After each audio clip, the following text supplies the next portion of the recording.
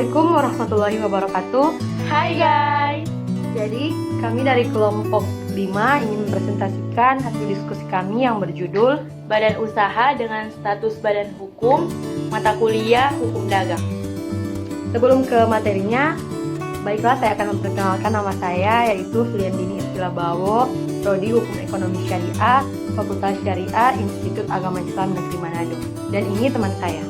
Nama saya Ardia Utami Panigoro, Prodi Hukum Ekonomi Syariah, Fakultas Syariah, Institut Agama Islam Negeri Manado. Sebelum kita masuk kepada inti materi, kita harus tahu lebih dulu apa itu badan usaha dan badan hukum. Jadi badan usaha adalah organisasi yang terstruktur dalam mengelola faktor-faktor produksi untuk mendapat keuntungan.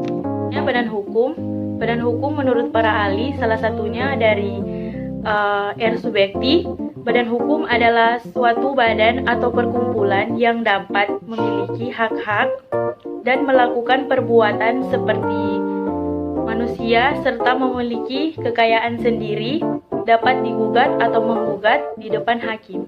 Itulah definisi dari badan usaha dan badan hukum. Tetapi yang akan dibahas di sini adalah badan usaha dengan status badan hukum. Yang pertama ada perseroan terbatas atau Namloze Venoskep. Perseroan terbatas atau yang biasa disebut dengan PT adalah badan hukum yang merupakan persekutuan modal didirikan berdasarkan perjanjian melalui melakukan kegiatan usaha dengan modal dasar yang seluruhnya terbagi di dalam saham dan memenuhi persyaratan yang ditetapkan dalam undang-undang serta peraturan pelaksanaan. Dalam WFK diatur dalam pasal 37, the Namloze Venoskep is the rich person. Selanjutnya, unsur-unsur PT menurut Undang-Undang Nomor 40 Tahun 2007.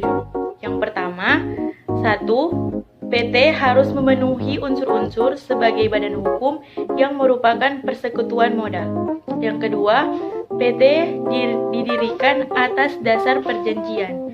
Dan yang ketiga, PT harus melakukan kegiatan usaha.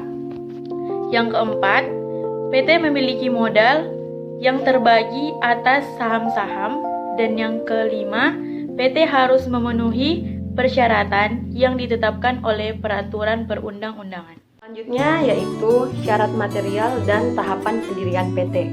Syarat materialnya yaitu perjanjian 2 orang atau lebih, akte autentik, modal, dan perseroan, pengambilan saham ketika perseroan didirikan. Selanjutnya tahapan pendirian PT. Tahapan pendirian PT ada 4. Yang pertama, pengajuan nama PT, penyepakatan akta pendirian minimal 2 orang, pengesahan pembuatan akta oleh pejabat berwenang. Yang kedua, akta pendirian PT meliputi anggaran dasar perseroan, pembuatan dokumen-dokumen pendukung pendirian PT. Yang ketiga, pengajuan atau pendaftaran permohonan pendirian PT meliputi pengajuan anggaran dasar, pendaftaran nama PT, pendaftaran dokumen. Dan yang keempat adalah pemeriksaan dan pengesahan pendirian PT atau pemeriksaan syarat dan dokumen pendukung dan pengesahan pendirian perseroan oleh Menteri Hukum dan HAM dan penempatan pengesahan pada lembar pengumuman dalam tambahan berita negara Republik Indonesia. Selanjutnya yang terdapat dalam badan usaha dengan status badan hukum selain PT yaitu koperasi atau kooperatif yang artinya bekerja bersama-sama.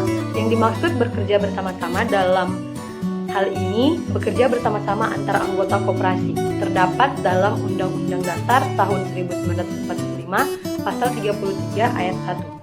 Tujuan koperasi ialah untuk memajukan kesejahteraan masyarakat serta ikut membangun tatanan perekonomian nasional dalam mewujudkan masyarakat yang adil dan makmur. Dasar hukum koperasi diatur dalam Undang-Undang Nomor 25 Tahun 1992 tentang perkoperasian.